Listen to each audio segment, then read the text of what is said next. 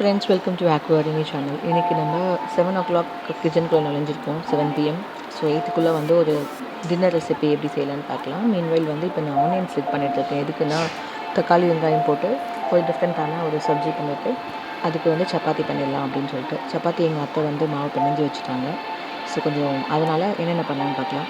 முக்கியமாக வெங்காயத்தை நறுக்கும் போது நம்ம கண்கள் எரிச்சலையும் கண்ணீரையும் உண்டாக்கும். முக்கிய அமிலம் என்னென்னு பார்த்தீங்கன்னா சல்ஃபெனிக் ஆசிட் அப்படின்னு சொல்லுவாங்க. இந்த அமிலம் வெங்காயத்தில் உள்ள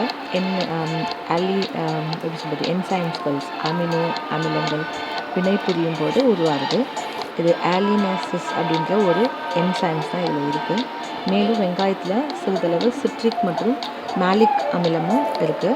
இது கண்ணீர் வர்றதற்கான காரணம் என்னென்னு பார்த்தீங்கன்னா சல்ஃபனிக் அமிலம் காற்றில் ஆவியாக கலக்கும்போது கண்களில் உள்ள நீருடன் கலந்து சல்ஃபூரிக் அமிலமாக மாறி எரிச்சலை உண்டாக்கும்.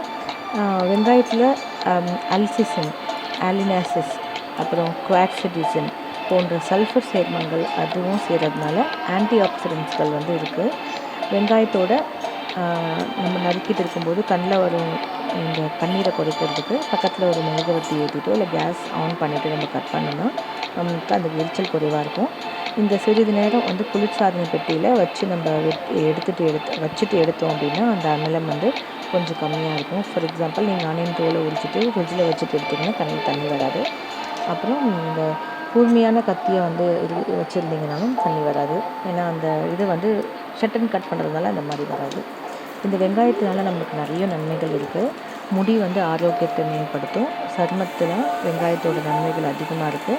இந்த காய்ச்சல் இருமல் வந்தாலும் வெங்காயம் யூஸ் பண்ணலாம். புற்றுநோய்க்கும் வந்து நிறையா மெடிசனாக இருக்குது. இதய நோய் அபாயம் வந்து குறையிறதுக்கு வெங்காயம் யூஸ் பண்ணுறாங்க. வெங்காயம் ரத்த சர்க்கரை கட்டுப்படுறதையும் உதவுது. அப்புறம் அல்சைமர் நோயோட அபாயத்தையும் குறைக்குது. இதுதான் வந்து வெங்காயத்தோட நிறைய நன்மையான விஷயங்கள். சல்ஃபர் அடிப்படையில் வலுவான ஆரோக்கியமான முடிக்கு ஒரு கட்டுமான பொருளாக செயல்படுறது. இது உங்கள் முடி தண்டோட கட்டமைப்பை பராமரிக்கவும் உதவுது. புதிய முடி செல்கள் உற்பத்தி ஆகிறதுக்கும் உதவுது. வெங்காய சாற்றை வந்து உச்சந்தலையில் தடவும் போது சல்ஃபர் கலவைகள் அந்த அந்த என்ன சொல்லுவாங்க முடியோட ரூட்ஸில் போய் ஊடுருவி வளர்ச்சியை தூண்டும் அப்படின்னு சொல்கிறாங்க. நம்ம ரொம்ப சயின்ஸ் பற்றி பேசிட்டோம். இப்போ வந்து நான் இது எப்படி செய்கிறதுன்னு சொல்கிறேன். சும்மா சின்ன கடாயில் எண்ணெய் வச்சு நீங்கள் நார்மலாக கடுகும் கருவேப்பிலையும் தாளிச்சிட்டு அது கூட வந்து வெங்காயத்தை போட்டு நல்லா ஃப்ரை பண்ணி எடுத்துகிட்டு கூட வந்து நல்லா சாப் பண்ணி குட்டி குட்டியாக நறுக்குனா நம்ம கத்திரிக்காயும் யூஸ் பண்ணலாம். நான் கத்திரிக்காய் யூஸ் பண்ணாமல் உருளைக்கிழங்கும் கோஸும் யூஸ் பண்ணியிருக்கேன். ஸோ வந்து வெறும் தக்காளி மட்டும் போட்டு வணக்கி விட்டுட்டு அதோட வந்து நல்லா எப்படி சொல்கிறது வெஜ்ஜஸ் மாதிரி கட் பண்ண பொட்டேட்டோஸை கொஞ்சம் ஆஃப் குக் பண்ணி எடுத்துக்கிட்டேன். அதோடவே வந்து காலிஃப்ளவரோட தண்டு இருந்தாலும் போடலாம். ப்ளஸ் வந்து நான் கேபேஜை வந்து இந்த மாதிரி நீளமாக வெட்டி இந்த மாதிரி வெங்காயம் மாதிரி சேர்த்துக்கிட்டேன்.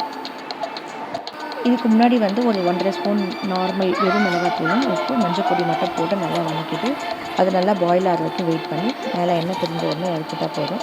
அதுக்கிடையில் வந்து ஆல்ரெடி சப்பாத்தி மாவு வந்து பிணைஞ்சது வந்து ரொம்ப வாட்டரியாக பிணைஞ்சிட்டாங்க.